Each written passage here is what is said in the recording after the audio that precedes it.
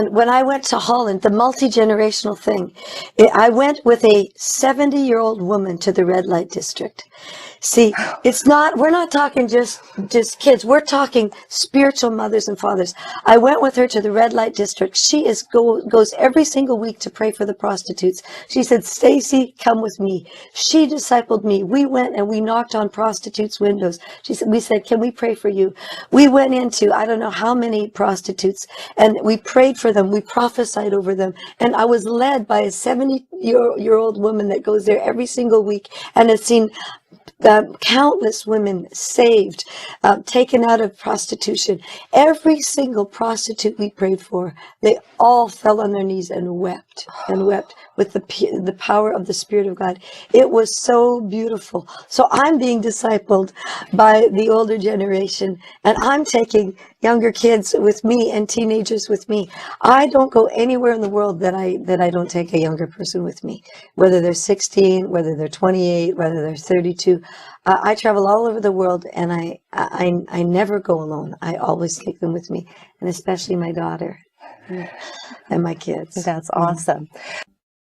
Well, Stacey, let's continue on the subject of multi-generational. You were just telling us about the 70-year-old woman who was actually mentoring you in Holland, taking you into the red light district, praying and ministering to the prostitutes there. Could you tell us some more about that, please? The striking thing to me was they actually all wanted prayer, and they came from the prostitutes wanted prayer, and they were mostly younger. Although I prayed for a 45-year-old prostitute too that just wept, that was doing it for her children because she didn't have any money, but most of them were younger.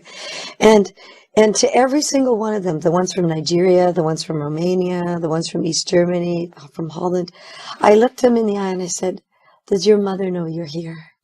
And every single one of them, their eyes welled up with tears. They said, "No, my mother doesn't know I'm here." And it was like their hearts were broken because their mothers weren't there. They didn't have mothers. Many people end up in situations that they don't want to be in because they are motherless or fatherless, or they have a mother or a father, but they're not connected to them and attached to them.